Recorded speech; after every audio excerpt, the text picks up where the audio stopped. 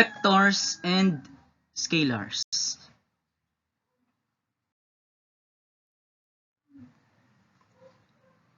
And the coordinate systems are used to describe the position of a point in space. And there are two types of common coordinate systems. The first one is Cartesian coordinate system. In Cartesian, also called rectangular coordinate system, x and y axes intersect at the origin points are labeled xy. So, alam nyo na naman siguro to na ang pinakaunang coordinate system ay yung natawag na Cartesian, na kung saan may y-axis, ito, at yung x-axis. Ito. Tapos, sa pag-define ng point sa Cartesian coordinate plane, nilabeled siya as xy. So, for example, yung point na 5, 3, ito, yung 5, 3, siya ay 5 units, 1, 2, 3, 4, 5, 5 units from the y-axis. Tapos yung 3, siya ay 3 units, 1, 2, 3. 3 units from the x-axis. So, ganun lang yun. Tapos, ang pangalawa naman ay ang polar coordinate system. Yung polar coordinate system, siya ay may origin and reference line. Ito yung origin. Tapos, yung reference line dito, yung common reference line sa polar coordinate system ay yung positive x-axis. Yan yung common reference line. Sa pag-define ng polar coordinate, meron tayong tinatawag na distance r from the origin. Tapos may tinatawag na angle theta from reference line. So, for example, dito sa figure na ito, may point tayo dito. Yung r na tinatawag, kukonek mo lang yung length from the origin papunta sa point na yun. Yan yung length ng r. R yan. Tapos, yung theta na tinatawag, siya yung angle from the reference line. Dahil ang common reference line natin palagi ay positive x-axis. So, ibig sabihin yung angle theta, siya ay with respect sa positive x-axis. Tapos, yung theta na yun, lagi siyang counterclockwise. Common yun. Kaya kapag walang sinabi sa problem, i-assume natin lagi na yung theta na yun ay counterclockwise from the positive x-axis. Kapag walang nakalagay. Tapos, yun. Tapos dito, pwede kang makabuo ng right triangle from r and theta. Kung bubuo tayo ng right triangle dito, ito. Bubuo tayo ng right triangle sa ginawa nating line doon. Etong length na to, kasi nga, yung point na yun ay xy, ito. So, ibig sabihin, yung height na to ay y. At yung length na to, ito ay x. Kung titingnan natin dito, triangle na to, yan yung mabubuo. May hypotenuse ka na r, may y ka na height, at may x ka na, yung sa baba, x ito. Tapos ito ay naka-right. Tapos may mabubuo tayo dito. Gamit ang SOHCAHTOA.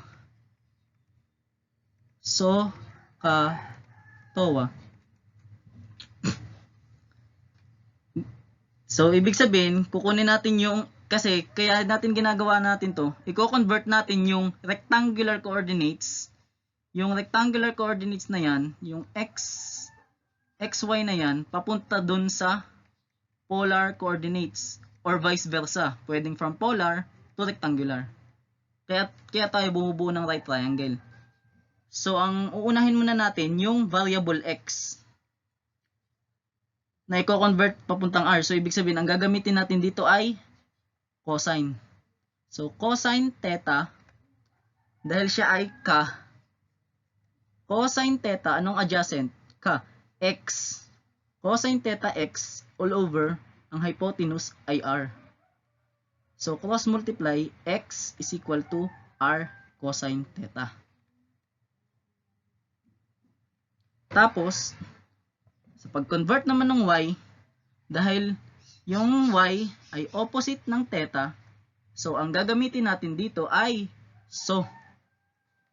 So, sine ng theta is equal to so ng opposite y. Tapos, ano ang hypotenuse? R. Ibig sabihin, sine theta is equal to y over r. So, cross multiply, y is equal to r cosine theta. Tapos, etong dalawang equation na to na nabuo natin, na na-derive natin, yan ay common na ginagamit sa pag-convert ng rectangular papuntang polar or polar to rectangular. Common yan. Kaya ito, malimit na sinasaulo yan. Directly, para mas mabilis. Tapos may nadagdag dito. Pwede din natin kunin yung tangent. So, ibig sabihin, tangent theta, dahil siya ay TOA, tangent theta, anong opposite? Y. Opposite ng theta. So, tangent theta y is equal to y. Anong adjacent? Siya ay x. So, ibig sabihin, tangent theta is equal to y over x. Tapos, yung value ng r, pwede nating makuha gamit ang Pythagorean theorem. So, gamit ang right triangle na ulit yan, gamit ang Pythagorean theorem, so, di gayon ay c squared is equal to a squared plus b squared.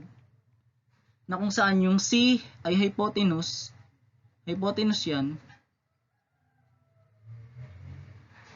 Tapos yung a at b, yung other side ng right triangle. Other sides of right triangle. Dahil ang hypotenuse natin ay r, so re-replace natin yan ng r. So, r squared is equal to x squared plus y squared. So, r is equal to square root ng x squared plus y squared. Kaya ang kinuha natin ay positive kasi ito ay length ng line na yon.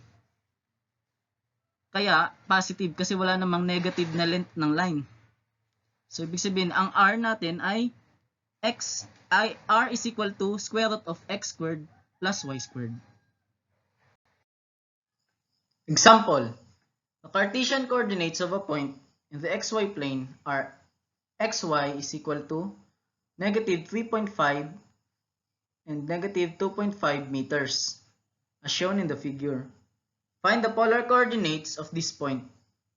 Kung titingnan natin sa figure, gagraph natin yung point na yon, malolocate natin yung point sa quadrant 3.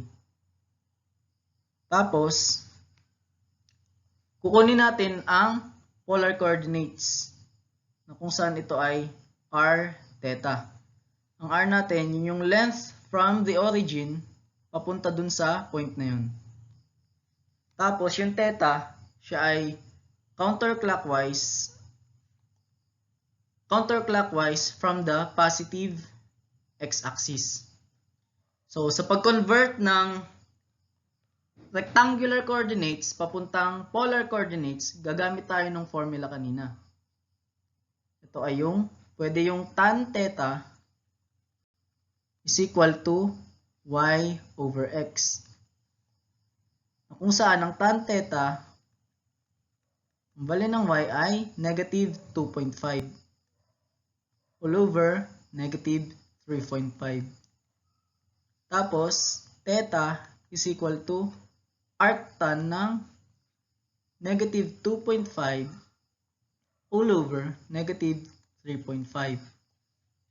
Theta is equal to, gamit ang inyong scientific calculator, ang arctan ng negative 2.5 all over negative 3.5 ay equal sa 35.5377 degrees. Dahil ang theta na to ay isang acute angle na kung saan ito lang, itong angle lang na to ang nakuha natin. Yan lang yung nakuha natin. Kasi nga sa figure, ang theta daw ay pamula sa positive x-axis. So ang gagawin natin, ang required na theta, ito ay theta x lang with respect sa negative x-axis. Kasi siya ay acute angle.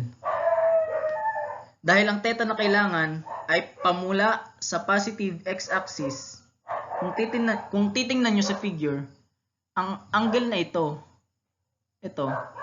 ay 180 degrees. So, ibig sabihin, ang required na theta ay 180 degrees plus yung angle na ito. Nakuha natin. Plus 35.5377 degrees. So, ang theta na required ay 180 plus 35.5377 ay equal sa 215.54 degrees. So, nakuha na natin yung angle theta. Kunin naman natin yung value ng R gamit yung sa Pythagorean theorem. So, R is equal to square root ng x squared plus y squared. So, R is equal to square root ng value ng x, negative 3.5 squared plus negative 2.5 squared. So, R is equal to, gamit ang inyong scientific calculator ulit, so negative 3.5 quantity squared plus negative 2.5 quantity squared ay equal sa 4.3 meters. So, dahil ang polar coordinates ay nasa form ng r theta, so isusulat natin siya sa ganitong form. 4.3, 215.54 degrees. Ganito dapat yung form na isusulat. Kasi polar coordinates. So, titingnan natin kung tama ang ating sagot. Yon. 4.3 at 215.54 degrees. So, a scalar quantity is completely specified by a single value with an appropriate unit which is called magnitude and has no direction. So, ano nga bang mga example ng scalar quantity? Pwede nating sabihin na ang scalar quantity ay pwedeng mass. Dahil ang mass, kung i-define natin, ito ay a quantity of matter lang. Composed of matter. So, ibig sabihin, madedefine mo lang yung mass kung siya ay may magnitude lang. Kunwari, 12 kilograms. Example, 12 kilograms. Pwede na yun. Madedefine mo na yung mass. Kahit wala siyang direction. Pero, pag sinabi nating weight, dahil ang weight ay pabago-bago due to acceleration of gravity sa iba't ibang planets, ang weight ay hindi scalar. Ito ay isang vector quantity. Kumbaga, ang weight, dahil pabago-bago siya, due to acceleration of gravity, ang weight ay isang force. Force yan. Kaya siya ay isang vector quantity. So, ano nga ba yung vector quantity? It's completely described by a number, yung tinatawag na magnitude, yun, number and appropriate unit, magnitude plus direction. So, ang vector ay magnitude and direction. Ang scalar naman, siya ay magnitude lang. Magnitude only.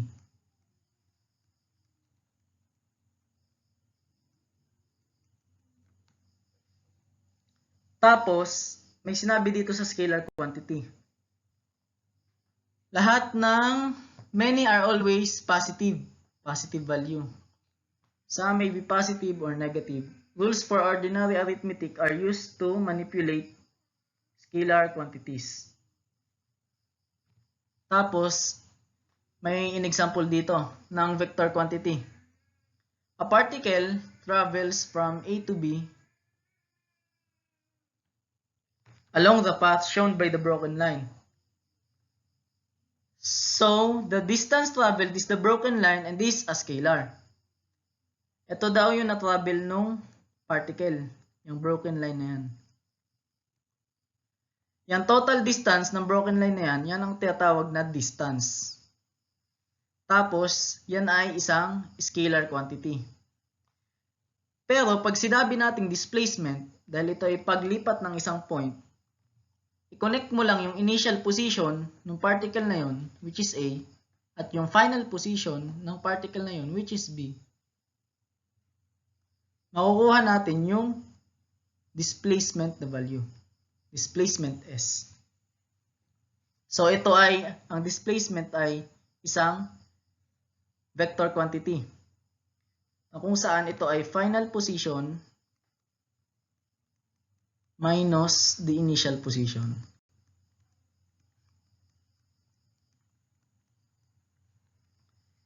Tapos may sinasabi dito, ang displacement is independent of the path taken between 2 points. So tama nga. Halimbawa naman, ang particle ay nag-travel broken line na yan. Dito naman, pag ganyan. Papunta dun sa point B na yun. Pag sinabi nating displacement, wala siyang pakialam sa kahit anong distance, sa kahit anong path na madaan ng particle, kahit anong path ang i-create niya. Basta yung initial position and final position nung particle na yon ay parehas lang. Kapag parehas lang yung initial and final position niya, the same lang siya ng displacement. Kahit anong path ang kanyang daanan. Yun, independent of the path taken between the 2 points. So example, if the mass M1 is equal to 15 kilograms and the second mass M2 is 250 grams, find the total mass M is equal to M1 plus M2. So convert kilograms to grams. So sulat muna natin yung given. So, ang M1 daw ay 15 kilograms. M2 ay 250 grams. Ang required ngayon ay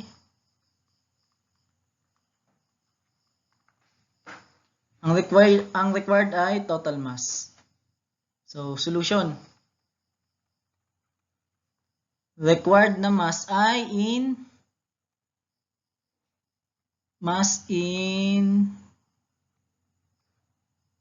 grams. So, solution. M is equal to M1 plus M2. So, substitute M is equal to 15 kilograms. Dahil ang kailangan natin ay nakagrams. So, dapat i-convert natin to sa grams, yung kilograms na yan. So, 1 kilogram may equal sa 1,000 grams. So, yan. Plus M2. So, 250 grams. Kaya ako kinonvert yung kilograms papuntang grams para parehas ng unit. Kasi bawal i-add ang magkaibang unit. Magkaibang unit, kilograms at grams, bawal yun. So, i-add na natin. Pwede na yan. Gamit ang inyong scientific calculator.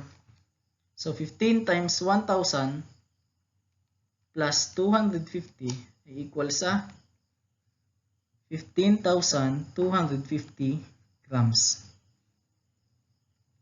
So, tingnan natin kung tama.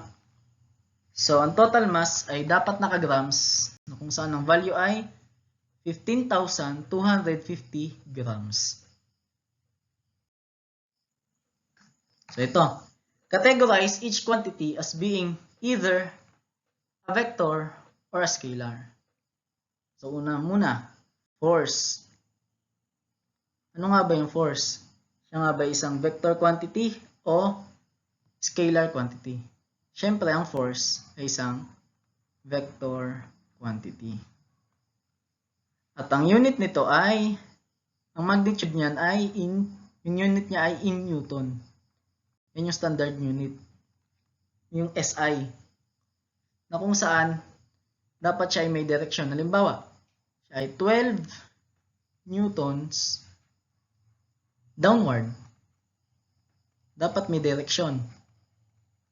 Yan. 12 newton downward.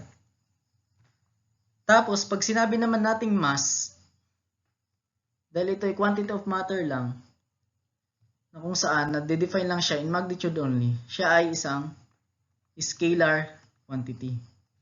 Halimbawa, kung sinabi ko na yan, 12 kilograms, pwede na yun. Quantity of matter lang siya eh. Pwede 12 pounds. Pwede na yan. 12 grams, pwede na yan. Etc. Tapos, pag sinabi naman nating weight, siya ay isang vector quantity. Ang weight ay isang uri ng force. Halimbawa, ang isang object, kuwari bola, may center of gravity siya dito. Yung weight na yon nag-a-act dun sa, dahil ang weight ay isang force, yung weight ay nag-a-act dun sa center of gravity nun. Lagi sa center of gravity. So, ibig sabihin, ang weight ay isang vector quantity kasi siya ay may direction. So, force ay work. Ano nga ba ang work? Ang work ay isang scalar quantity. Pag sinabi nating work, ito ay force. Work ay force times distance. Isa siyang scalar quantity. Ang mga unit ng work ay joules. Ang standard na unit natin ay joules. Pwedeng kilojoules. Yan. Scalar quantity yan. Pero pag sinabi naman nating torque, yan ay isang vector quantity. Kasi nga, nung dinefine yung torque, ang torque daw ay, siya daw ay isang, kung mag-apply ka daw ng force dito, may certain distance, or isang level yan, ang tendency ng level, umikot papunta dito. Yung tendency ng pag-ikot na yan, yan ang tinatawag na torque. Dahil, di yung tendency ng pag-ikot pwedeng counterclockwise, pwedeng siyang clockwise. Dahil ang torque ay may direction, either clockwise or counterclockwise, siya isang vector quantity. Ang mga unit ng torque ay Newton meter. Hindi mo yan pwedeng pagsamahin, hindi mo pwedeng sabihin niya na joule. Kasi ang joule, nakadefine lang siya sa work. Dapat Newton meter lang. Pwede rin niyang kilonewton meter. Bawal yang maging kilojoule. Kasi nga, yung kilojoule na unit ay para lang sa work na yun. Nakadefine lang yun dun. Magkaiba yun. So, ang sunod naman ay acceleration. Ang acceleration ay isang vector quantity. Ang nga bang example natin dyan? Pinakasimple. Acceleration due to gravity. Yung value ng G. Diga ang G ay laging nag-a-act siya in downward. Downward lagi yan. So, ibig sabihin, yung acceleration, dahil siya ay may direction, which is yung G na yun, downward, dahil may direction na yun, isa siyang vector quantity. Tapos, speed. Ang speed ay, ito lang yung magnitude ng velocity. So, kung magnitude lang siya ay isang scalar quantity. Halimbawa, may isang sasakyan, tumatakbo ng 20 kilometers per hour. Walang dinefine na direction. Pag walang dinefine na direction, yan ay isang speed lang. 20 kilometers per hour, speed lang yan. Pero, kung may sinabing 20 kilometers per hour to the right, dahil may direction na siya, yung buong yan ay tinatawag na velocity, which is a vector quantity. Yun. Summarize natin. Ang force ay isang vector, ang mass ay isang scalar, ang weight ay isang vector, ang work ay isang scalar quantity, ang torque, it is yung tendency ng pag-ikot, dahil may direction yan either clockwise or counterclockwise, which is a vector, and the acceleration due to gravity, a vector, speed, magnitude of the velocity, which is a scalar quantity, and velocity is a vector.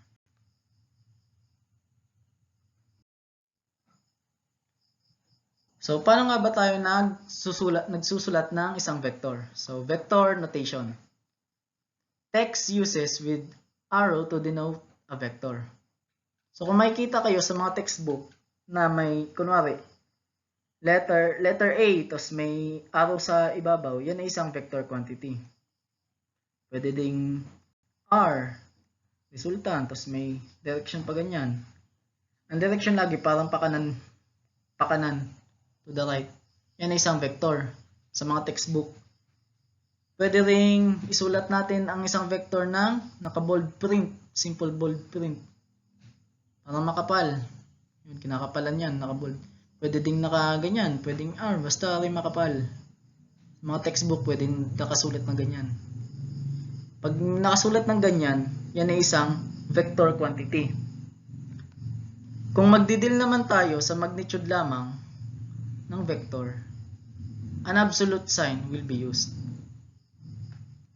So, kung magnitude lamang, ang kailangan mo, walang direksyon. So, maglalagay ka lang ng absolute value. Halimbawa, ang vector A ay, kunwari siya ay force, ay 20 Newton to the right. Dahil ang gusto mo lang i-define sa vector na yon ay yung magnitude lang. Magsusulat ka ngayon ng absolute sign. Absolute sign nung vector na yon, dahil magnitude lang ang kailangan mo, lalagay mo lang ay 20 newtons. Yon, ganun na ibig sabihin nun. Kung magnitude lang ang i-define mo sa isang vector, maglalagay ka ng absolute sign dun sa vector na yon.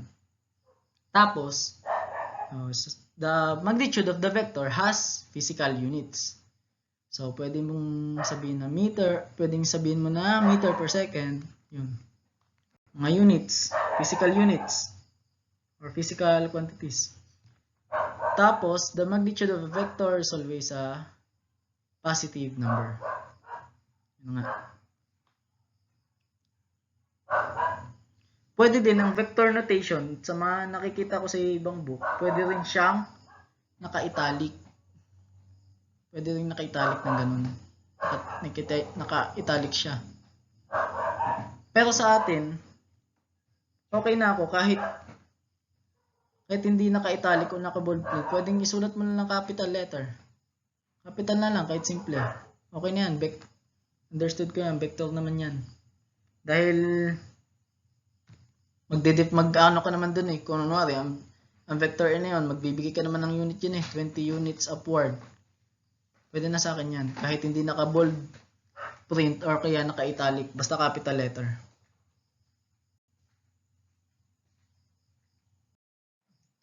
So, ang sunod ngayon, paano nga ba nag-equal ang dalawang vectors?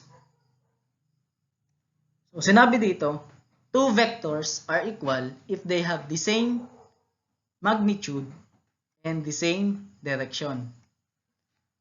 So, vector A, example, vector A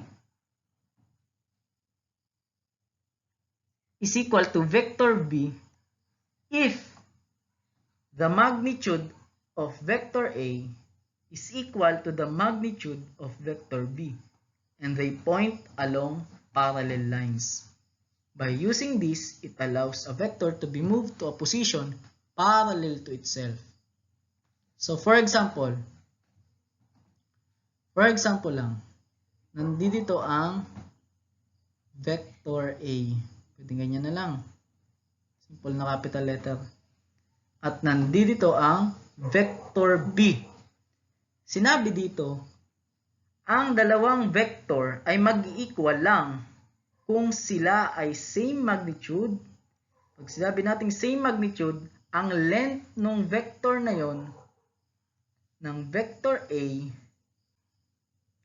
length ng vector A ay equal din dun sa length ng vector B. Length ha. Sa pag-define kasi ng magnitude ng isang vector, yun ay masusukat mo lang sa length ng vector. Sukat nito, ng vector na yan. Yan ay magnitude. Kapag equal ang length nila, same magnitude sila. Tapos, dapat same direction. Halimbawa, kung pag ganito yung A, dapat yung B. Kung pag ganyan yung A, pag ganyan, dapat yung B, pag ganito din. Parallel dapat. Kung parallel ang A at parallel ang B, parallel ang A sa B, at sila ay equal in length, yung dalawang vectors na yan ay equal. So ulit, two vectors, ang dalawang vector lang ay mag-i-equal kung sila ay same magnitude or same ng length at dapat same direction. Sinabi dito, kung gagamitin daw natin ang equality of vectors, pwede daw nating it allows a vector to be moved to a position parallel to itself. Ito, gamit na gamit to. Magagamit mo ito sa parallelogram law. Magagamit mo yan. Halimbawa, nandito ang vector A. At halimbawa, may isa pang vector dito. Parallel at equal lang sa vector A. Dahil yung vector A na to ay equal lang sa vector na ito, pwede mong sabihin na ito ay pwedeng sabihin mo na ito ay isang vector A. So, ibig sabihin, nagmula siya dito, pwede mong ilipat dito. Parallel. Pwede mo nga sabihin na ang vector B ay pwede ding sabihin na vector A din yan. Dahil equal lang silang dalawa. So, ibig sabihin, pwede mo siya malipat, galing dito, pwede mong malipat, papunta dito. Pwede ring dito. To be moved in a position parallel to itself. Pwede ding dito. Parallel lang naman yan eh. Pwedeng dyan ang vector A. Yan. At yung equality of two vectors ay magagamit natin mamaya sa parallelogram law. So, vector operations. Ang addition ng mga vectors, ang magiging result ay isa vector. Kapag subtraction ng mga vectors, ang magiging result ay isang vector. Tapos, sa product naman, meron tayong dalawang type. Dot product at cross product. So, example, work is equal to force times displacement. S, displacement. Dahil ang force ay isang vector at ang displacement ay isang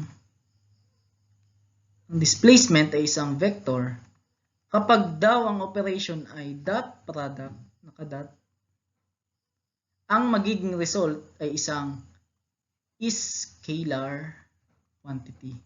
At itong scalar quantity na to ay tinatawag na work. Work yan. So, ibig sabihin, ang dot product ng force times the displacement, ang magiging result ay isang work.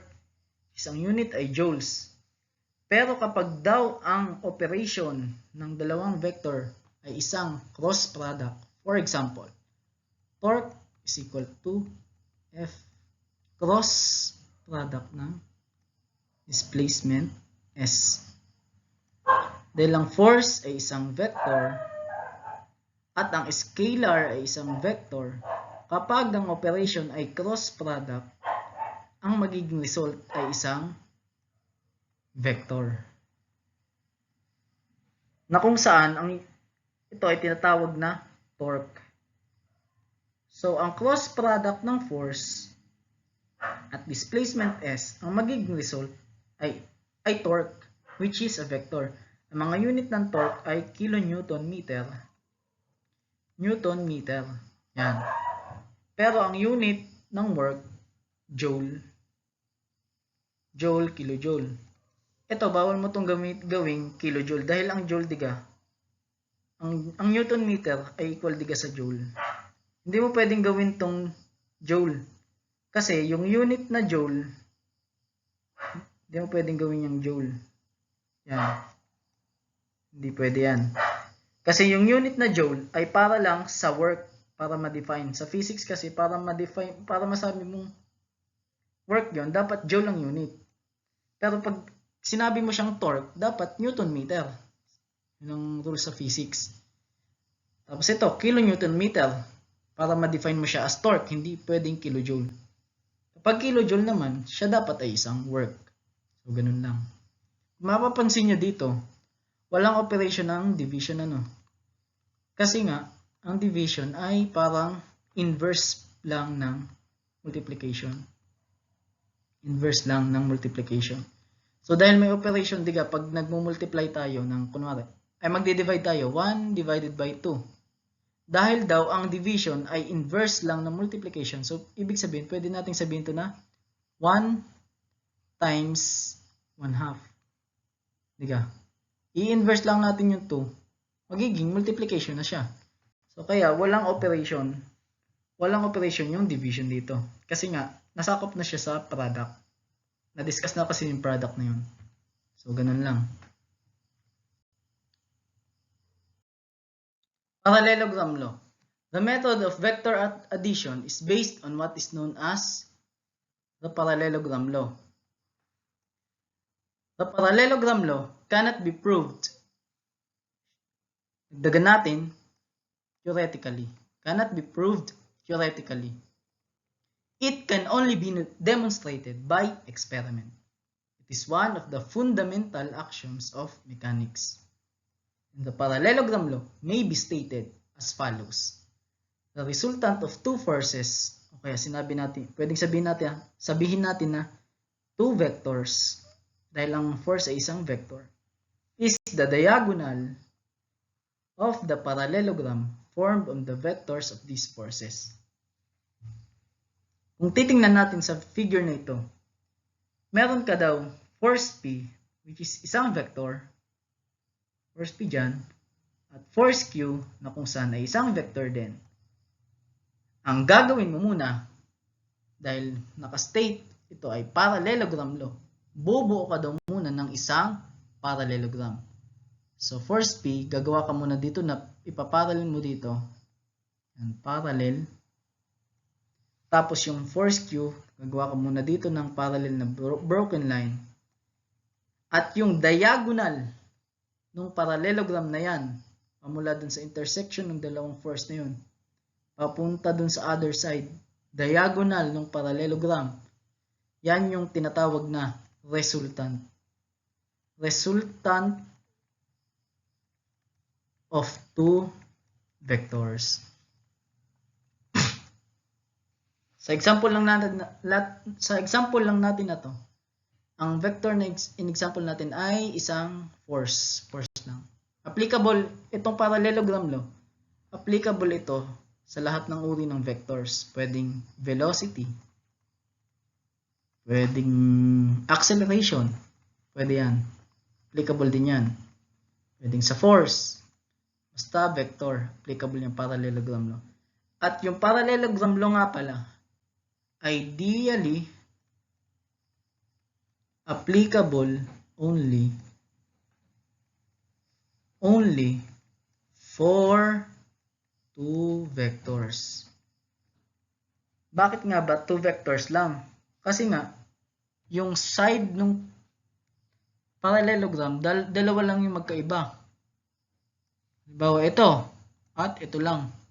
Dalawa lang yung magkaibang side. Kaya two vectors lang applicable. Kapag more than two vectors na, hindi na ideally applicable yung parallelogram law.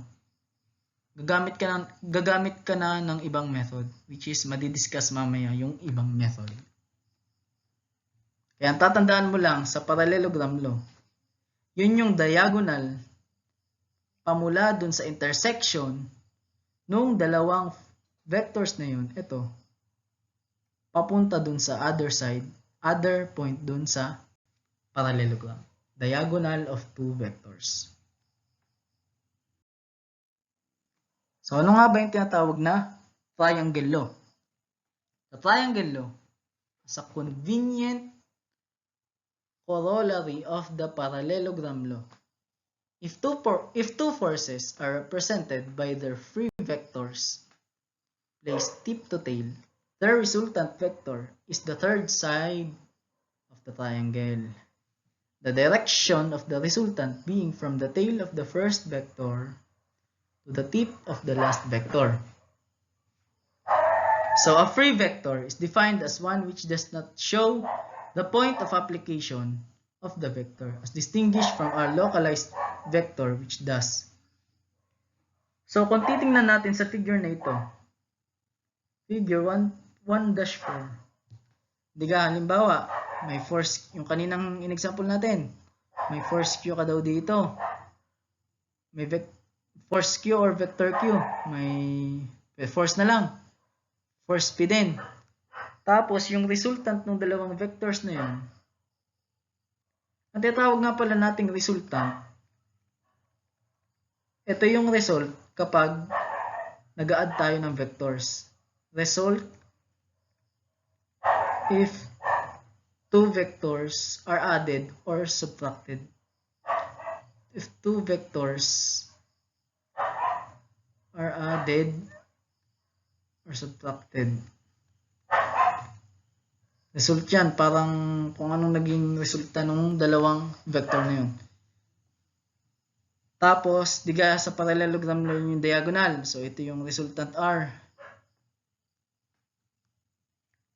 Gamit yung sinasabi ko kanina, i-apply natin yung equality of vectors dun sa parallelogram law. Equality of two vectors. Pag in-apply natin dyan sa parallelogram na yan, yung equality of two vectors, pwede nating sabihin na yung force P na yun, pwede kong ilipat dito. Force P. Kasi nga, same length lang yung dalawa at parallel. So, itong side na to, pwede kong sabihin na force P. Kaya, makakabuo tayo ng isang triangle. Ato. So, yan. Pwede ko ilipat dyan. So, meron akong resultant R at force Q at force P. Pwedeng ganyan. Pwede din ganito. Lilipat ko yung force Q na yun papunta dito. Gamit ang equality of two vectors. So, force Q. At makakabuo ko ngayon ng isang triangle ulit. So, may force P at force Q. At, ito daw paglipat ng mga vector na yun, yan ay tinatawag na daw na triangle law. Dahil ikaw ay nakabuo na daw ng isang triangle, hindi na isang parallelogram. Kaya nga, nasabi dito, convenient corollary, parang kasunod. Kasunod ang triangle law ng parallelogram law. Kung wala ang parallelogram law, walang triangle law. Kaya parang sinabing convenient corollary. Tapos, may sinasabi dito na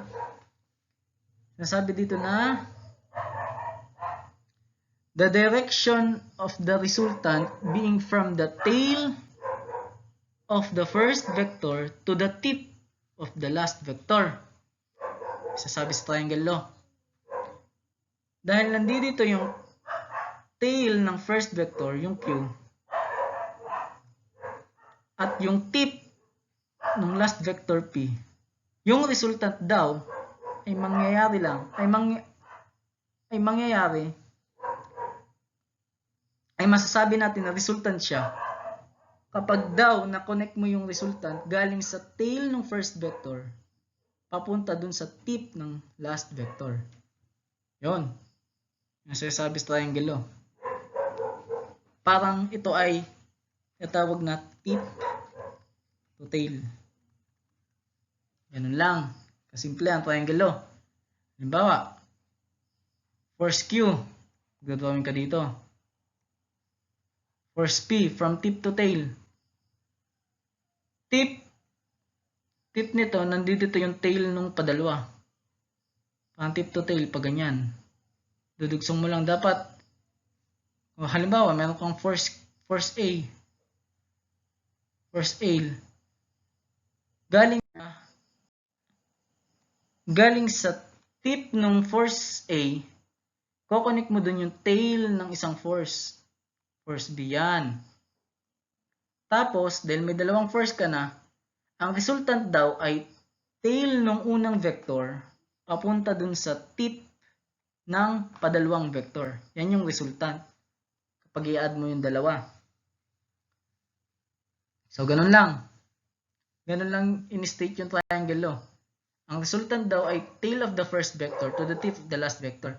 May sinasabi dito, a free vector daw is defined as one which does not show the point of application. Dahil nga nilipat natin yung force Q papunta dito, yung force P pala, yung force P, pwedeng force P papunta dito, yung P na to, yan ay tinatawag na free vector. Kasi nga yung vector na yon, hindi siya naka-specify sa point of application niya. Hindi nag-show ng ganun. Parang kung saan mo lang siya nilagay. Halimbawa, nandito dapat yung point of application niya eh. Nandiyan, di ba? Point of application kung saan mo siya in-apply, inilipat mo siya. So, ibig sabihin, yung P na to, itong P na yan, yan itatawag na free vector. Kasi hindi mahalaga yung point of application niya. Kung saan siya nakaturo. So, free vector yon. Tapos, pag sinabi nating localized vector, mahalaga yung kanyang point of application. So, ganun lang. Tapos, yung Q na to, pwede din natin tawagin na free vector yan. Kasi, nilipat mo siya. Hindi mahalaga yung kanyang point of application. So, dalawa yung free vector. Yung P na to, yung paglipat dito, at yung Q na yan. Yan yung free vector. So, sa triangle law ulit, dahil galing lang siya sa parallelogram law, ito ay ideally applicable only for two vectors. Two forces, yon. Pag more than two na, hindi na ideally applicable yung triangle law. Ibang method na ang gagamitin. Tapos, nakabuo na tayo ng triangle law. Dito pala, nakabuo na pala tayo ng triangle law. Halimbawa, may given ka dito na nakuha mo yung angle theta pala, hindi given. Nakuha natin yung angle theta dito dahil lahat naman ng vector ay may direction. Mga 20 degrees north. Well, nakuha natin yung angle theta dyan. Kung nakuha na natin yung angle theta dyan, pwede na natin makuha yung magnitude ng R gamit yung cosine law. So, ibig sabihin, applicable pala yung cosine law dito sa triangle law. Kasi nakabuo ka na ng triangle eh. Again, ang cosine law niya ay R squared is equal to E squared plus Q squared minus 2pq cosine nung theta. So r squared equals p squared plus q squared minus 2pq cosine theta. Makukuha natin yung resultant r. Yung resultant r, yun yung pag pinagsama yung dalawang vector na p and q. Yun yung magiging resultant. Components of a vector. Ano bang sinasabi natin pag components? A component is a projection of a vector along an axis. Is a projection of a vector along an axis. Any vector can be completely described by its components. It is useful to use rectangular components, and these are the projections of the vector along the x and y axis. For example, meron akong vector A dito. Kapag daw sinabi nating component, specifically, sinabi nating rectangular components, ipo-project mo lang daw yung y component nito. Po-project mo lang to papunta dito. Yung y component nito, ito, pag-project niyan along the y-axis. Kapag project mo siya along the y-axis, vertically dapat. Yan ay tinatawag na y component. Y component of vector A. Kapag naman daw project mo yung vector A papunta sa x-axis dito, yung vector na to, horizontally dapat ha, yung vector na yan, horizontally to the right, yan ay x component of vector A. Ngayon, sinabi dito na any vector can be completely described by its components. So, ibig sabihin, yung vector A na to, pwede na natin itong tanggalin. Pwedeng, ang itira na lang natin yung component nitong y at component ng x na to. Pwede nga na lang isulat. Kasi na parang, ang component kasi, ang concept lang nun, parang hahatiin mo lang siya sa dalawa. Parang isang force, di-divide mo lang siya into 2. Parang na-simplify siya. So, dito, kung titingnan nyo, yung figure na to parang parallelogram law, na kung saan meron kang two forces, the x component and y component, at ito, yung diagonal na yan, para siyang resultant. Yan yung original vector A. Gamit yung triangle law, yung equality of vectors, pwede nating ilipat yung y component dito. Yan, y component na yan. At ngayon, dahil nalipat na natin ngayon, makakabuo ka na ngayon ng isang right triangle. Kaya sinabi dito, these three vectors form a right triangle. Yan. Yan, ito ang sinasabi ko. Ang vector A ay equal sa x component ng vector A plus the y component of vector A. X component plus y component. Kaya nga, pwede mong isulat na lang tong dalawa. Parang katumbas ng vector A, yung dalawang vectors na to, x and y. Yan. Ganun lang. Tapos yung components ng vector, magagamit mo to sa pag-a-add ng 3 or more than vectors. Pag nag-a-add ka, yan yung tinatawag na component method, which is i-discuss mamaya.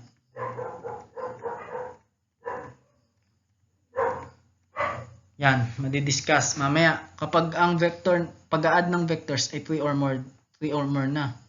Lampas more than 2 na. Ideally applicable na ang component method. Ngayon. So, ito naman ulit, components ulit. The x component of a vector is the projection along the x-axis. Dahil nakabuo na tayo ng isang right triangle, yung kanina, makuha natin yung vector, yung x component ng vector A gamit ang So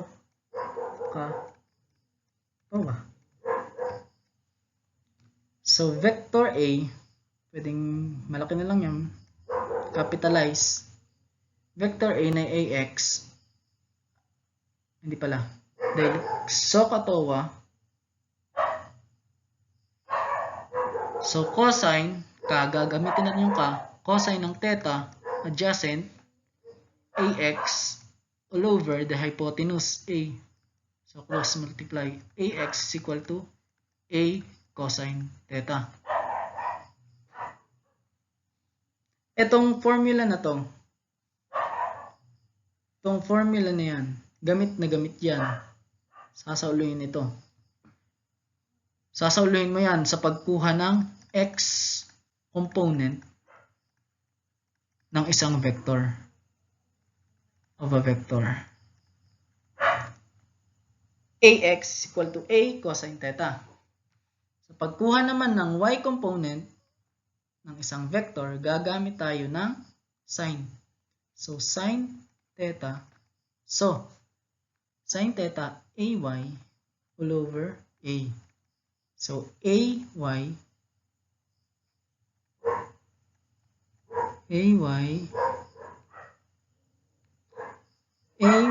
is equal to A sine theta.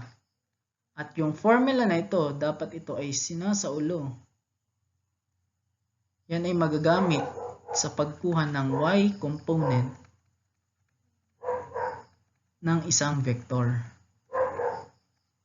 Y component of a vector. Tapos, sa pagkuha ng, parang kagaya nung kanina, yung pag-convert ng rectangular to polar. Ganun lang, kasimple. Sa pagkuha nung vector A, yung original vector, gamit yung x and y components, gamit tayo ng Pythagorean theorem. So a squared is equal to ax squared plus ay squared. Dahil magnitude ang kinukuha mo, dapat positive. So square root, positive square root of a squared x plus a squared y. Yan, ganun lang. Sa pagkuha nung magnitude nung original vector. Sa pagkuha naman ng theta, parang katulad nung kanina, gagamit ka ng TOA. So tangent theta opposite ay all over the adjacent ax. So theta is equal to the arctan of ay all over ax. Ganun lang kasimple. Ang sasaulin mo talaga dito ay itong malimit yan. So pagkuha ng x component, y component, yan yung malimit. Tapos ito din. Yan, pwede na din to. Yan, basta yung apat na yan, sinasaulo yan. Para mabilis yung pagsosolve. So tatandaan nyo, ang formula to x component at ito ay pang y component.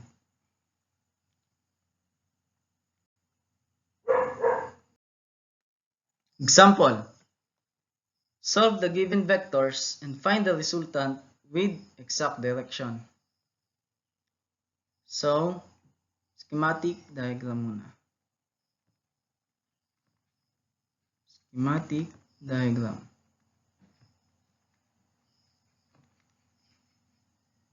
So, paplot natin yung dalawang vectors sa Cartesian plane.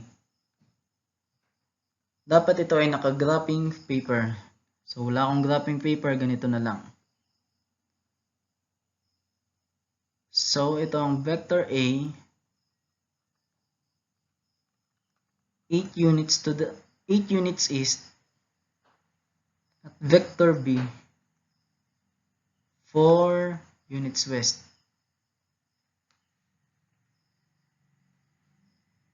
Tapos, Ang required ay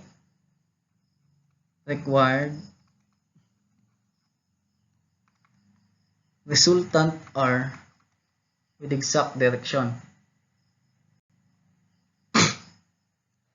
So, solution.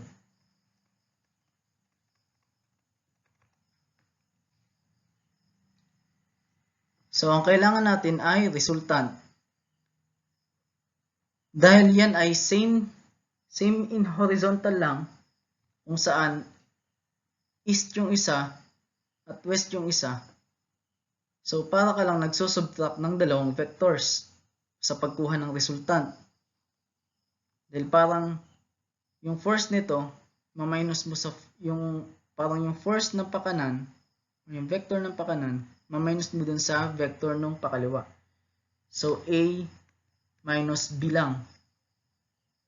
So, R is equal to 8 minus 4. So, R is equal to 4 units. Dahil mas malakas yung vector A, which is 8 units, parang magiging resultant kapag pinagsama mo yung dalawa, papunta sa east. Kaya ang resultant ay 4 units east. Maminusin mo lang yung dalawang vector kasi same lang siya. Same horizontal position. Yan, 4 units east ang resultant.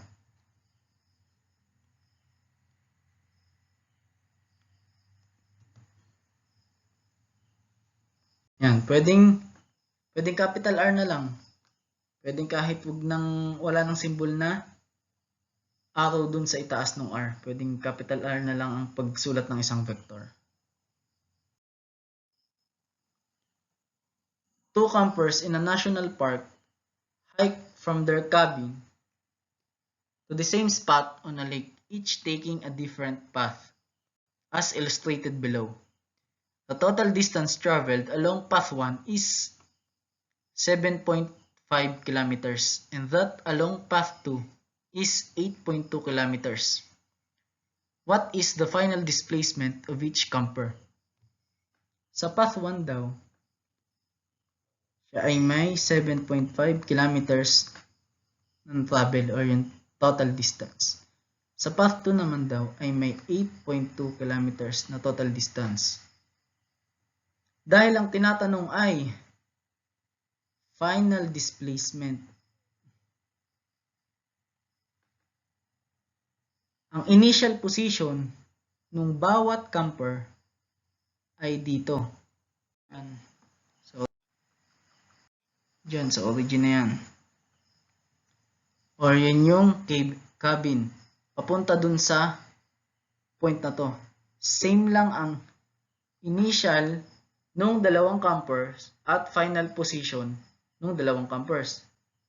So, ibig sabihin, same lang sila ng displacement.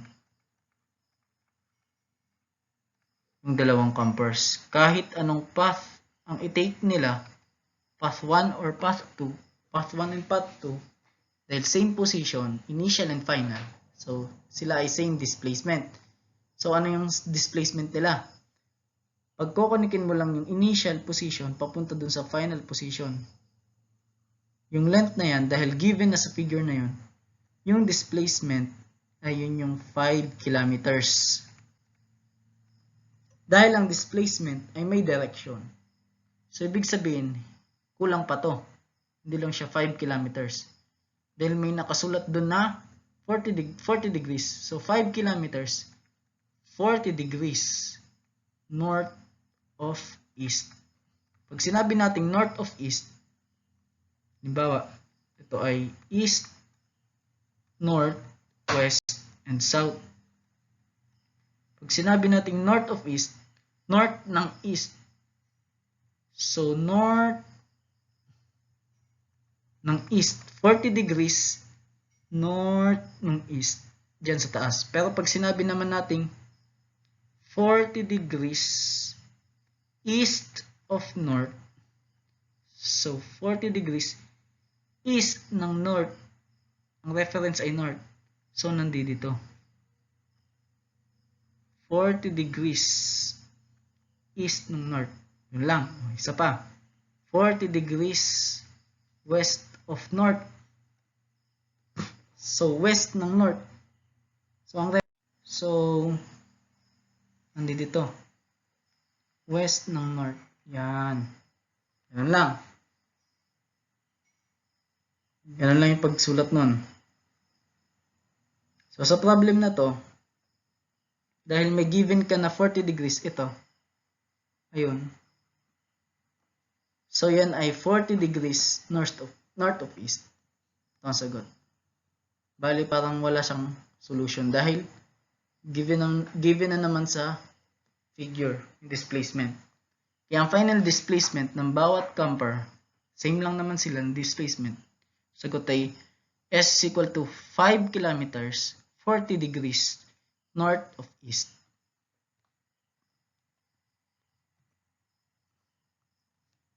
Yun.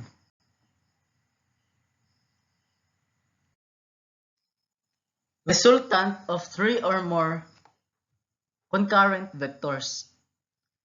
The determination of the resultant of 3 or more, sinabi ko kanina, kapag tulang yung vectors sa pag-add, sa pag-determine ng resultant, pwedeng simple addition, simple subtraction, o kaya yung gagamit ka ng parallelogram law or triangle law.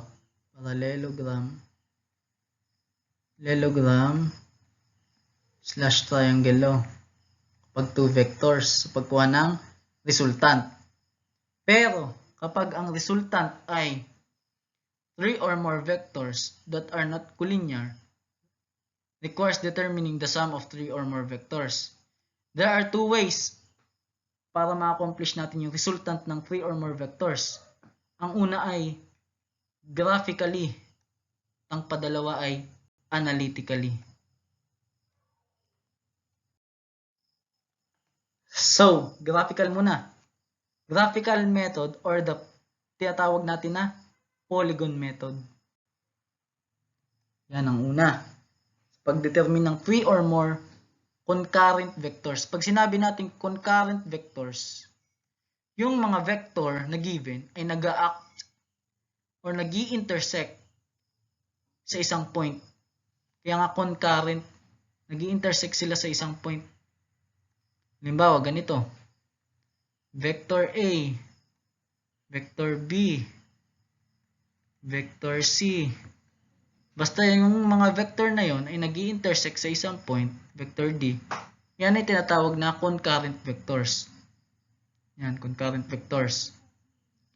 Tapos, makukuha natin yung resultant ng 3 or more concurrent vectors. Pwedeng gamitan natin ng graphical or polygon method. Ano nga ba itong polygon method na ito? 2 vectors can be added to give a resultant. This resultant in turn can be added to a third vector, etc. until all the vectors have been added together to give an overall resultant. These vectors can be added in any order. The total resultant of the system being obtained by joining the tail of the first vector f with the tip of the last vector q. The same result would have been obtained if the order of addition had been p, f, and q. In fact, any convenient order of tip to tail vector addition may be used. So, simple ko, ipapaliwanag ko lang ng maikli. Ganito yung sinasaad ng polygon method. Ito ay kung tawagin ko din ay the tip to tail method. Tip to tail method. Yan. For example, meron kang concurrent vectors. Meron kang vector f, vector v, at vector q. Sulat muna natin yung vector f. Ito, vector f yan. Yung vector f ngayon, dahil pwede ka daw maglipat ng isang vector gamit yung equality of vectors. So yung vector f, dahil tip to tail method, ilalagay ko sa tip ng F yung tail ng P. Paparallel ko lang dito. Yan, parallel dyan. Tip to tail method. Tip ng F, kukonek ko yung tail ng P. Tip to tail method. Lipat ko yung P dyan. Tapos, meron ka pang Q. Ipaparallel ko naman siya ulit. Ipapantay ko lang para kita. Tip to tail method. Yan. Tip. Papantay ko to. Yan. Dito. Yan. Nandiyan yung P. Tip ng F. Kukonek yung tail ng P. Tapos para makonek yung Q. Tip ng P. Kukonek yung tail ng Q. Parallel lang. Same nung dapat ng size. Yan. Dito. Yan. Nandiyan yung Q. Para i-parallel na equal. Lipat lang natin. Yan. Nandiyan dyan. Nandito dapat. Yan. Yan. Kompleto na. Tip to tail method. Basta i-con parang ganyan. Sunod-sunod lang. Tip ng F. Yan. Ganyan lang. Sunod-sunod. Tapos, yung resultant, kukonek mo sa tip ng unang sa tail ng unang vector. Papunta dun sa tip dulo ng last vector. Parang ganito. Ganito yung nangyari. Ginawa natin. Kukonek mo lang dugtong-dugtong. Tip to tail method. Tip ng F, tail, ganyan. Dugtong-dugtong lang yan. Lahat. Yan. Dugtong-dugtong. Yan. Yan. FPQ. Makakabuo ka ngayon. Tapos yung resultant R, tail ng unang vector, papunta dun sa tip ng last vector. Nandiyan dyan yung resultant R. Yung pinaka-resultant. Yan. Kaya tinawag na tip to tail method. Kung mapapansin mo, nakabuo ka ng isang polygon. Ang polygon, yan. Kaya tinawag siya na polygon method. Kasi dito, makakabuo ka ng polygon nga. O di ka dun sa triangle, oh. Pwede din yung polygon method kung tawagin eh. Dahil di ka pa ganito yun. A, B. Kunwari ganyan. Tapos triangle dito. Yan. Para siyang tip to tail method. Pwede mong tawagin yung triangle. Pwedeng applicable din yung tawagin na polygon method yung triangle, kasi para siyang tip to tail din eh. Tip to tail method din eh. Kaya parang sinasabi dito na generalized lang. Parang general method lang yung polygon method. At ito ay graphical. Hindi ito analytical. Bakit ko nga ba sinabing graphical to?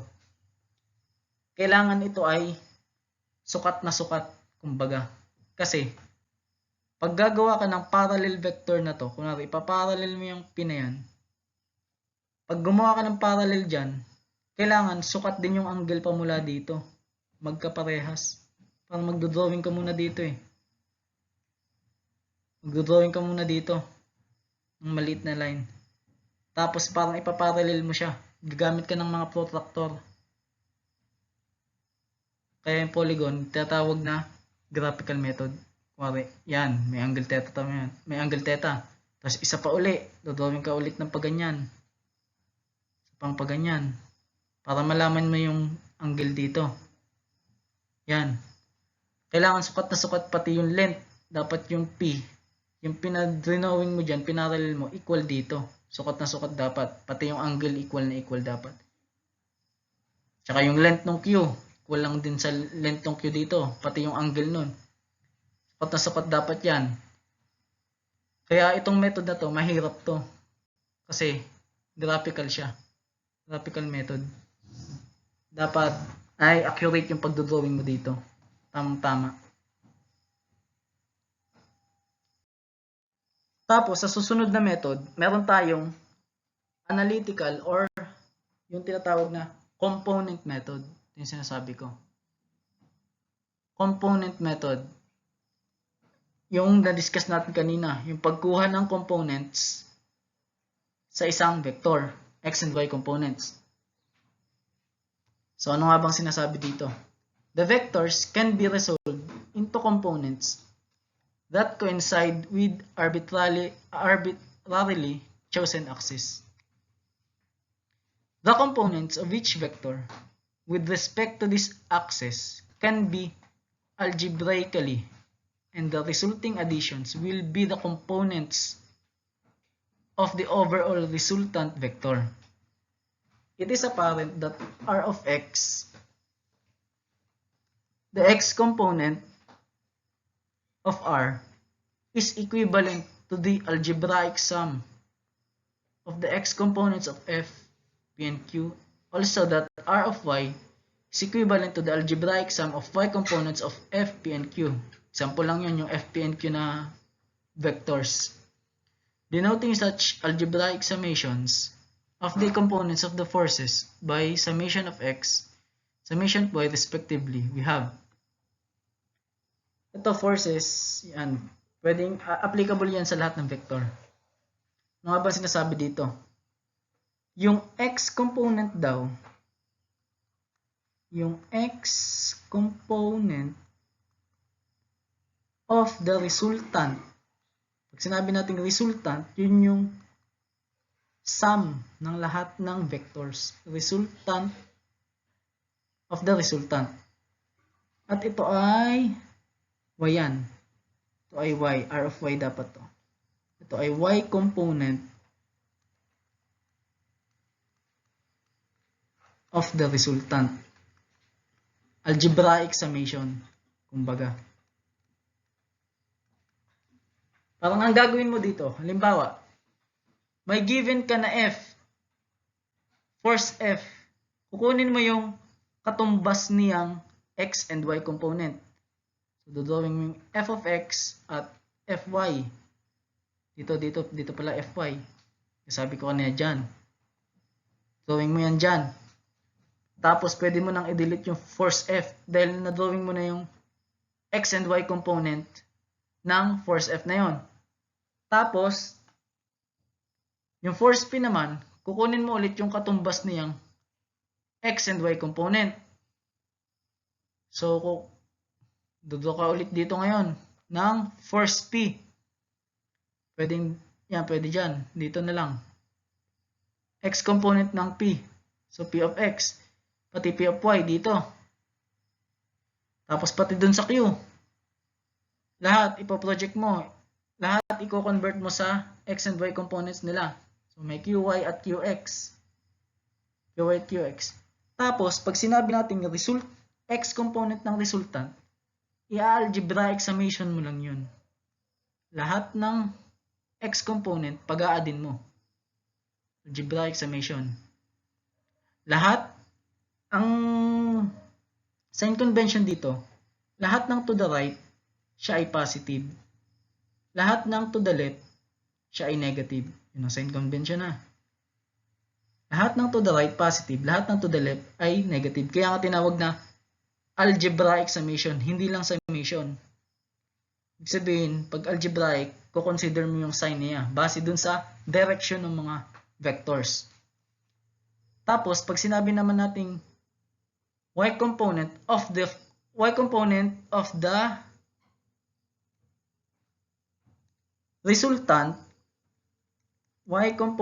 resultant, siya ay summation ng mga y components. So, kapag upward, ang sign convention natin, yan ay positive. Kapag downward, ang sign convention natin, negative dapat. So, dito, ang R of y natin dito, ito, yan. Pag-aadin mo lang lahat yan. Kung mapapansin mo, yan o. Kung mapapansin mo, nandito lang yung ry. Kasi nga, yung q of y, siya ay downward array. Downward yan eh. Downward array. Parang nag-minus, kaya nandito na lang yung R of y. Yan dapat ay algebraic summation. Pagkatapos mong makuha yung x and y component, yung summation ng x and y component, yung R of x at R of y, makukuha mo na ngayon yung pinaka-resultant.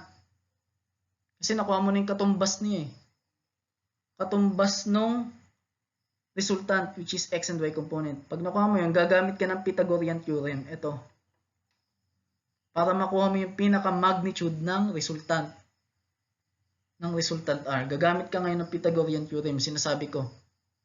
Dahil diga, kung ito-drawing natin to sa isang Cartesian plane, drawing natin yan. Dahil pinag-algebraic summation na natin lahat ng forces. Pinag-algebraic summation. Ang matitira na lang dito, ito yung R of x. Lahat ng vectors or forces. R of x dito. Tapos may R of y ka dyan. Yan na lang yung matitira. Kasi pinagsama-sama na natin eh. Diba kung mapapansin mo, siya ay right triangle. Pwede nating lipat dito. R of y. Diba right triangle na yan? Yan. Right triangle. R of x. R of y. Yan, right triangle na yan. Kaya sa right triangle, para makuha mo yung magnitude, yung pinaka-magnitude ng resultant R, gagamit ka ngayon ng Pythagorean theorem. Ito. So, R squared is equal to Rx squared plus Ry squared. Kaya R is equal to the square root of Rx squared plus Ry squared. Ry squared. Tapos, sa pagkuha naman dahil ang vector ay kailangan ng direction, so kailangan natin ng theta. Sa pagkuha nun, dahil ang theta natin ay laging acute angle, laging ang kukunin ay with respect sa x-axis. Kaya ang formula natin, dahil nakabuo na tayo ng right triangle dyan, gamit yung TOA. So, tan theta x is equal to summation ng y o kaya yung ry at all over summation ng x or yung rx. Tapos, i-arctan mo lang yan para makuha yung theta x. Kaya, ang magiging sagot dapat, may magnitude ka dapat na r at may direction ka ng theta x with respect dapat sa x-axis, yung direction. Find the resultant of each vector using the parallelogram method. So, schematic diagram.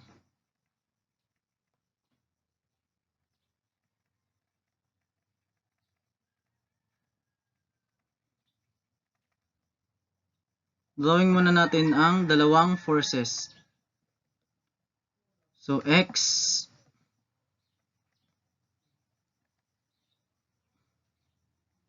y force, x and y coordinates. So, yung force F1 muna. Dahil yun ay negative 30 at ang common reference line natin lagi ay positive x-axis. So, ito ay clockwise from positive x-axis. Kapag negative ang angle, clockwise. Kapag positive yung angle, counterclockwise. So, F1. At ang F2 ay negative 90. So, nandito siya. Force F2. Dahil parallelogram method ang i-apply natin. So, gagawa tayo ng parallelogram. So, parallel dito yung F1. Parallel dito yung F2. Yun. Tapos, drawing natin yung resultant R. Pamula dun sa intersection ng dalawang vectors, papunta dito sa kabila. Diagonal. Diagonal na R.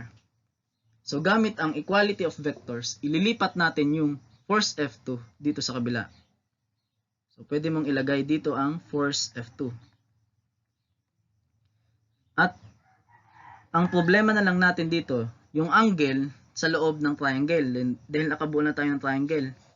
Yung R, F1 at F2 ang sides. F1, hindi dito. Kung mapapansin nyo, magdodraw ako ng horizontal dito. Mapapansin mo, ang angle na ito at ang angle na ito ay alternate interior angles na kung saan sa geometry ito ay equal. So ito din ay 30 degrees. Dahil ang F2 ay 90 degrees, so ito ay naka 90. Naka 90 yan.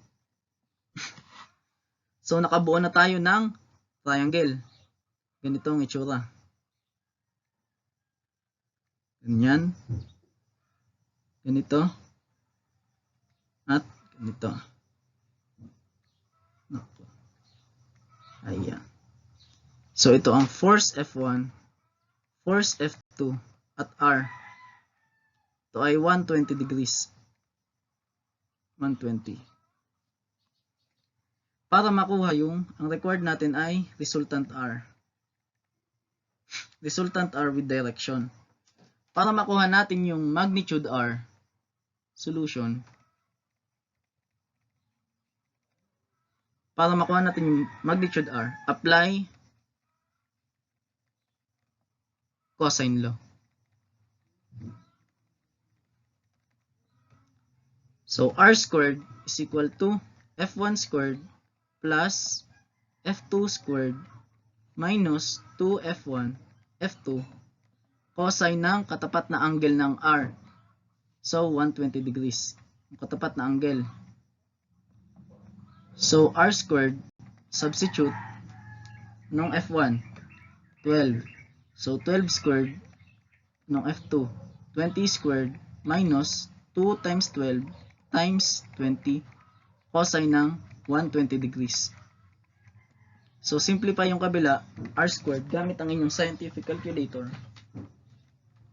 12 squared plus 20 squared minus 2 times 12 times 20 cosine ng 120 degrees. So 784. So R, ang square root ng 784. Positive square root dahil magnitude ang hinahanap natin. So R is equal to square root ng 784. Yun ay 28 newtons. Dahil ang vector ay kailangan ng direction, so kailangan natin ng angle. Kunin muna natin ang angle na ito.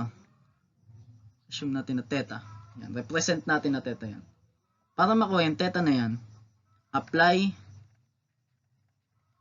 sine law. Yan.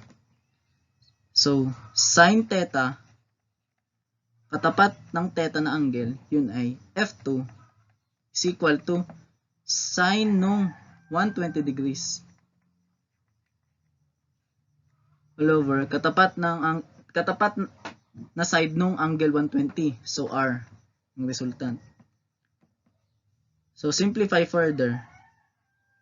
So theta is equal to the arc sine of F2 over R sine ng 120. So substitute theta is equal to arc sine ng anong F2? 20. Ang R natin ay 28. Sine ng 120 degrees. So ang value ng theta ay, gamit ang scientific calculator ulit, arc sine ng 20 over 28 sine ng 120 degrees.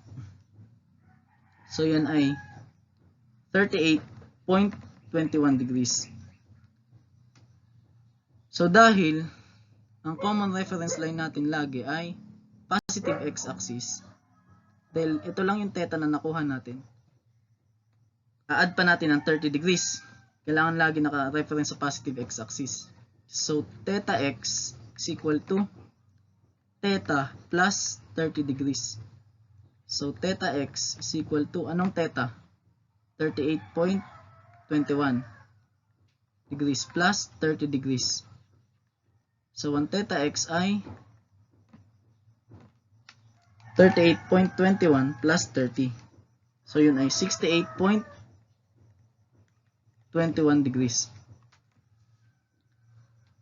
So ang pinaka-final na result, R is equal to 28 newtons, 68.21 degrees, dahil ito ay clockwise direction, ito, ayan, 68.21. Clockwise, anong reference line natin? Clockwise from the positive x-axis. Yan ang pinaka-final answer.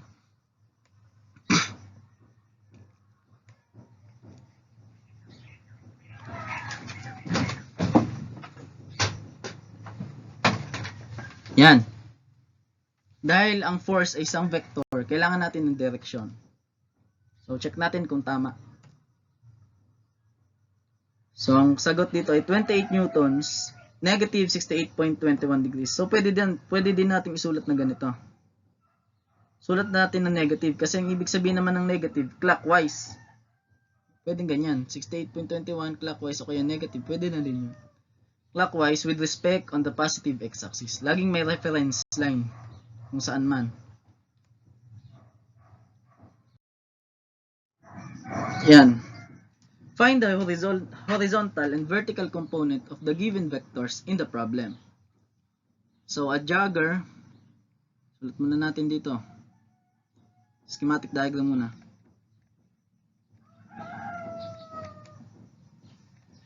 Schematic diagram.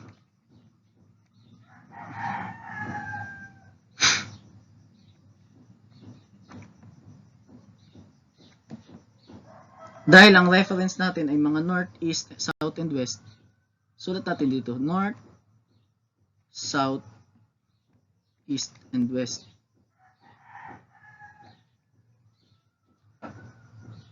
Tapos dito, 40 degrees north of east. Ang reference natin dito ay east.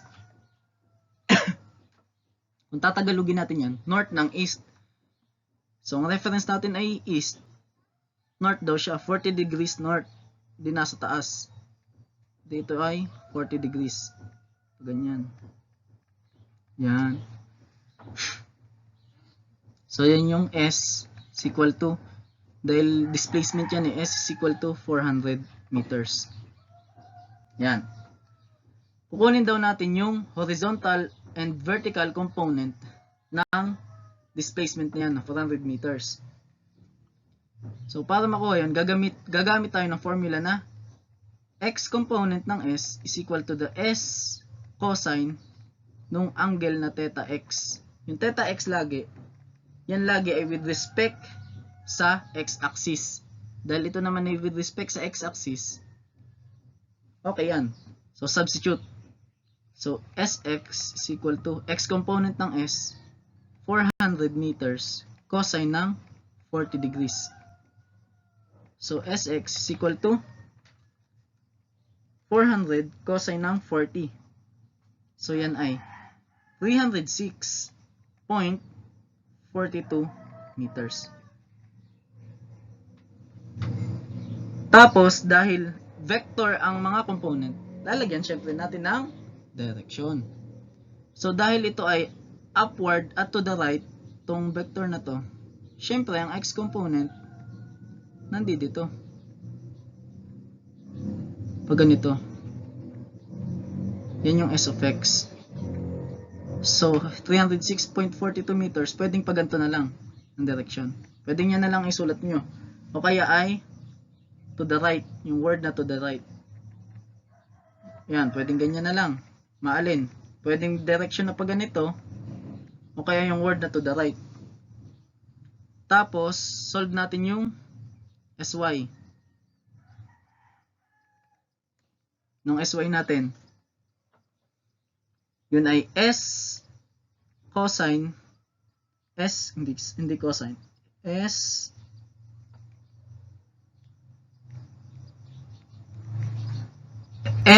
sine ng theta x.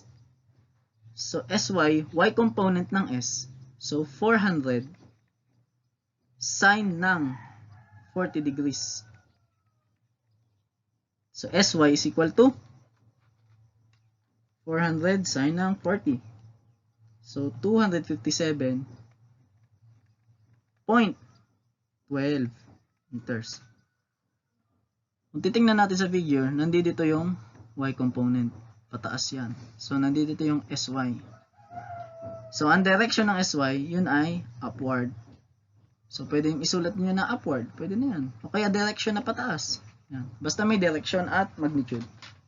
So, nakuha natin yung X and Y component nung unang vector pa lang. Unang vector. Ito pa lang yun. Paano pa yung tatlong vector? So, diagram ulit. Nitigi-isang diagram para mas malinaw. So, north, south,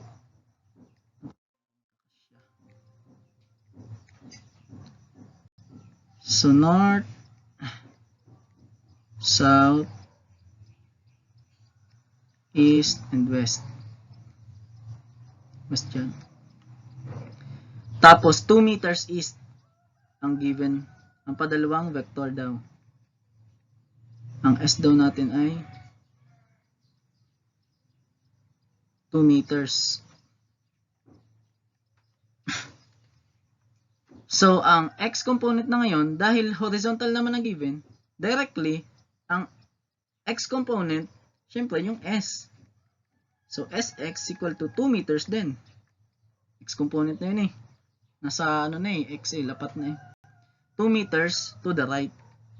Ang Y component natin, wala. So, no Y component. Yan, wala na. Directly given na eh. Ang X component eh, is daw siya eh. Tapos, yung padalawang vector naman, ito yung padalawa pala. Yung patatlo naman pala. So, ito yung patatlo. So, drawing natin. Yan. North, west, south, and east. So 30 degrees south of west. Ang reference line natin ay west. Dahil siya daw ay pa south, nandito siya. Yan. Yan.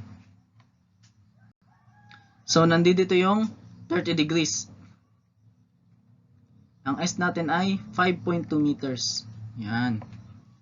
South of west ha. Pag tinagalog mo, south ng west. So, para makuha yung X and Y component na yan, so, Sx is equal to, X component muna, S is equal to cosine ng theta x, which is 30 degrees.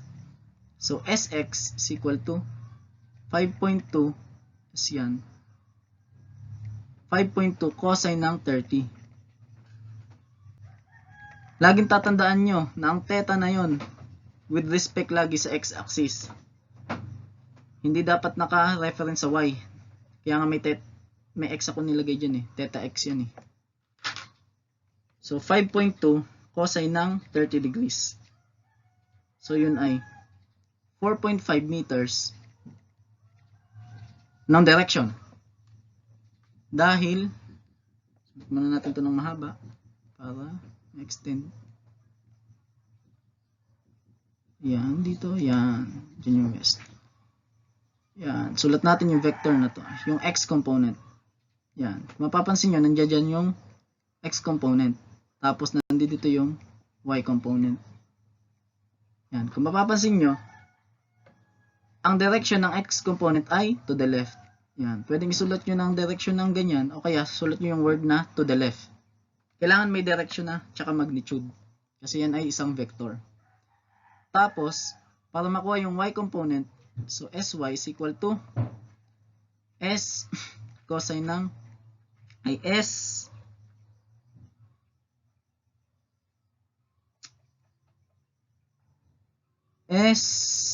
sine ng theta x. So, substitute Sy is equal to anong S? 5.2 sine ng 30 degrees. So, Sy is equal to 5.2 sine ng 30 degrees. Yun, 2.6. So, 2.6 downward. sulat nyo yung arrow na yan, drawing nyo, o kaya sulat nyo yung word na downward. So, 2.6 meters dapat yan. 2.6 meters downward. So, ang sagot natin, para sa patatlong vector, yan. Ito. Para ma-solve naman yung pang-apat na vector, ito. Drawing natin. So, north, east, west, and south. 6.5 meters south. So, nandito siya. Nandiyan yung s equals 6.5 meters.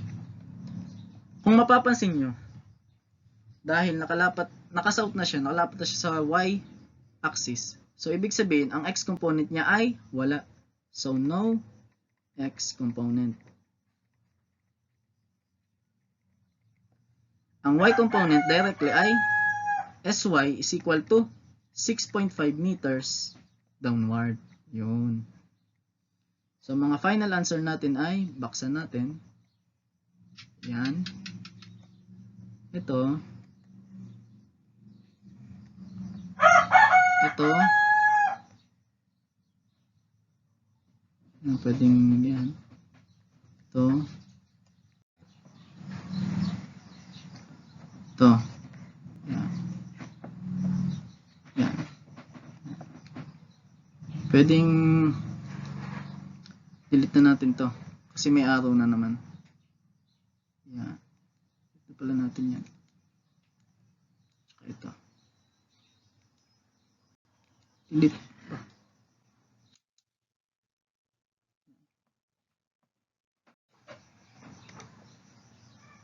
Yan.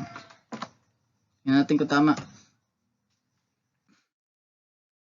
Check natin. 306.42 meters. So, tama. East. Yun, pwede na yung arrow na pakanan. Pwedeng east. Maalin. Kung anong gusto nyo. So, 2 meters east. Yun yung padalwa. Ito yun. Pwedeng arrow na pakanan. 4.5 meters west. Yun yung isa. Okay. So, no x component ito. At ang mga y components ay 257.12 meters upward. Bakit ito south? North of east. Siya mali ito. Dapat ito ay north. North yan. North dapat yan. 257.12 north. Kasi ang vector natin ay nandito eh. North dapat yan. Tapos, no y component. So, tama. No y component. 2.6 meters south or downward. Yan. 6.5 meters. Yan. Downward or yung south. Okay, sunod na problem. Calculate the resultant vector using the component method. The magnitudes of the four displacement vectors shown in the drawing are A is equal to 16 meters, B is equal to 11 meters, C is equal to 12 meters, and D is equal to 26 meters. Determine the magnitude and directional angle for the resultant that occurs when these vectors are added. So, kunin muna natin.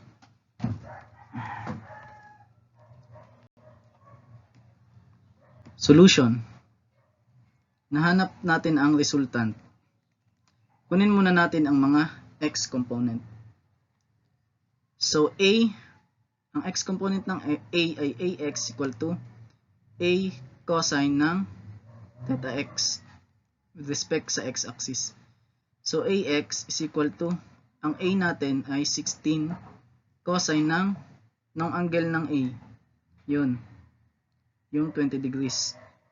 So, cosine ng 20 degrees. So, ax is equal to 16 cosine ng 20. So, dapat ay 4 decimal places para mas accurate. 15.0351 meters.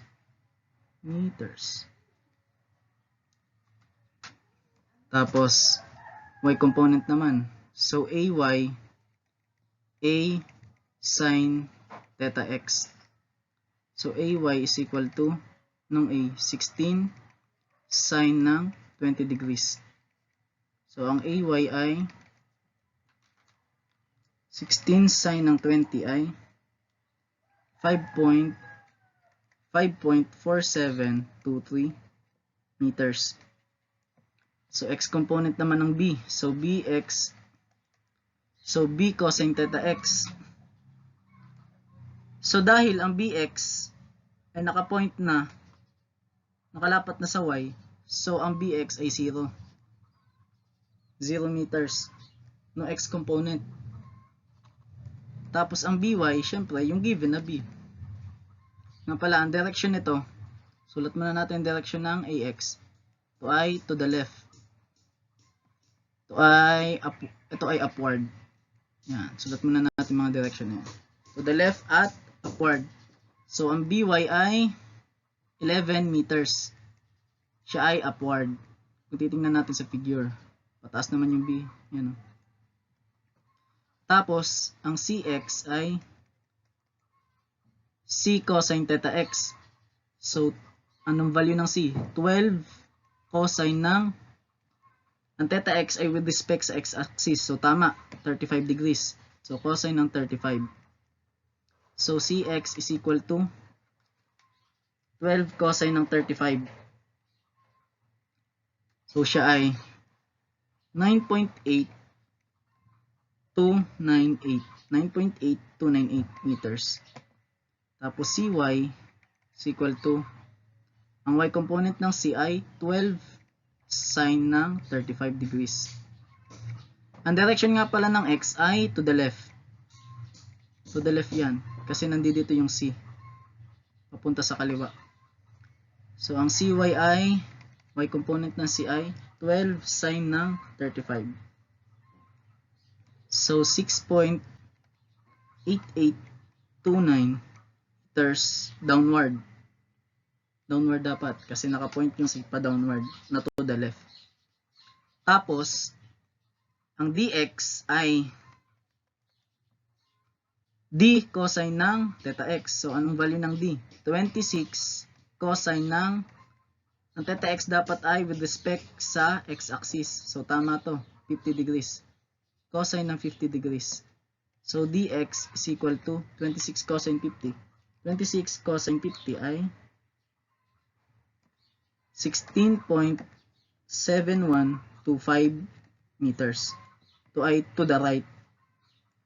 Tapos, dy yun ay 26 sine naman siya ng 50 degrees.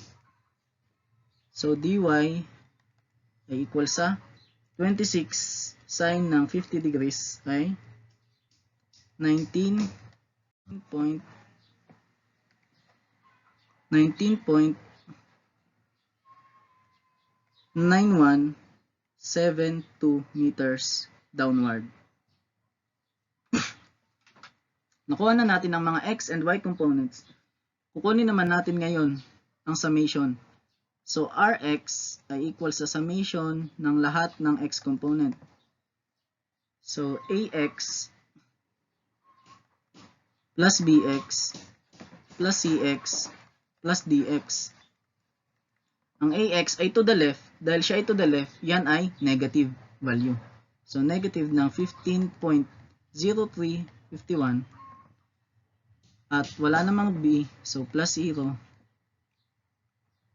Ang Cx ay to the left, so siya ay negative. So negative ng 9.8298. 98, yan. Tapos, dahil ang dx ay to the right, so siya ay positive. Plus 16.7125. So simplify further. Ang value ng r of x ay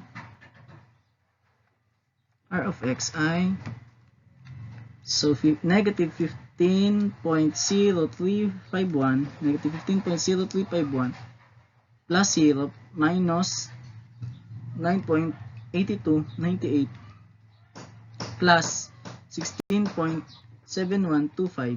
So ang resultant, ang x component ng resultant ay negative 8.1524 na kung saan ito ay 8.1524 meters to the left kasi ang value natin ay negative.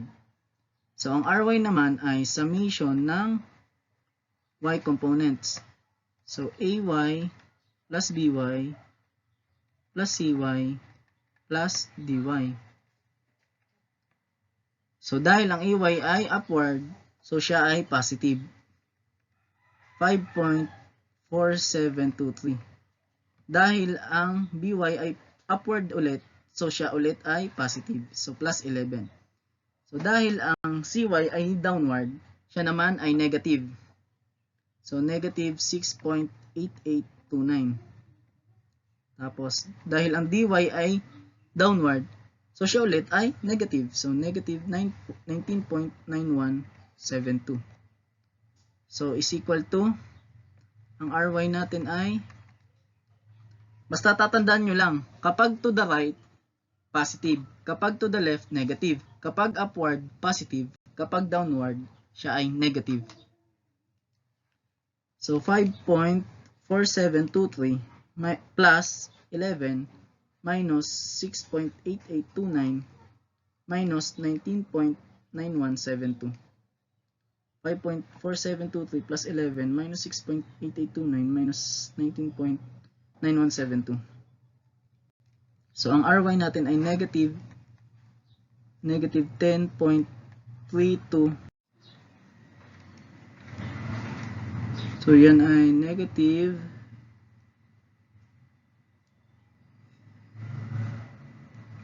10.3278. So, siya ay 10.3278 meters. Dahil siya ay negative at yun ay y component, siya ay downward. So, kung bubuo tayo ng bagong diagram, x at y,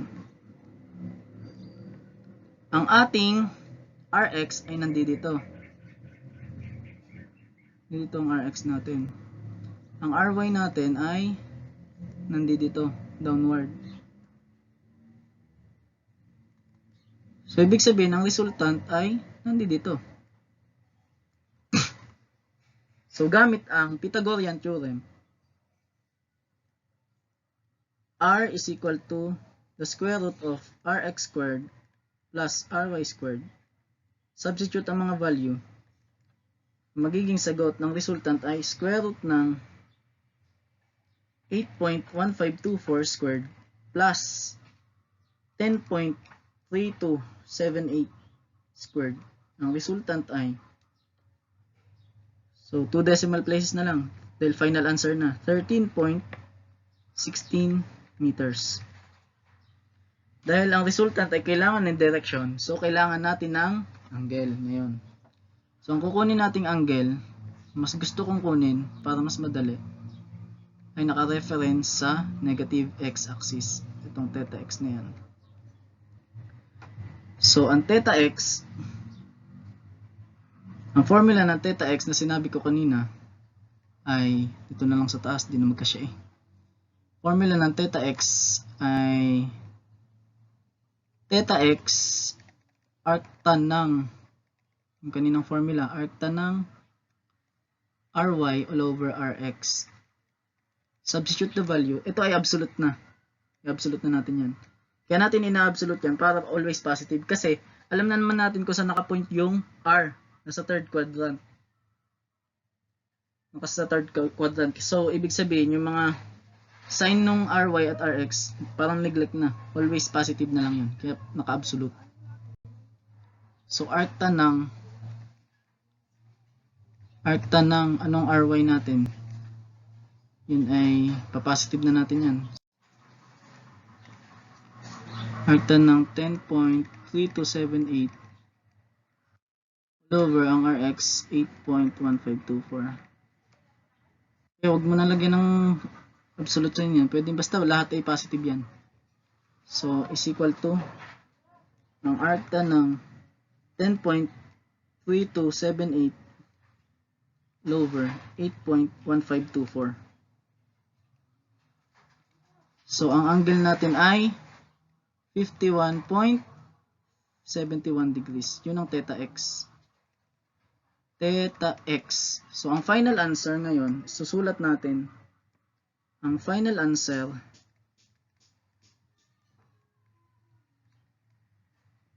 yun ay R is equal to 13.16 meters. Ang theta x natin ay 51.71 degrees. Lagyan natin ng reference line. Dahil siya ay pa-counterclockwise. Counterclockwise. Susulat natin. 51.71 degrees. Counterclockwise.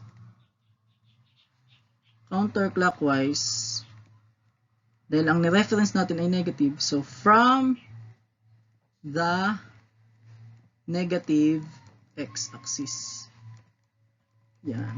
So, ang final answer ay 13.16 meters, 51.71 degrees, counterclockwise from the negative x-axis. Ayun, tama.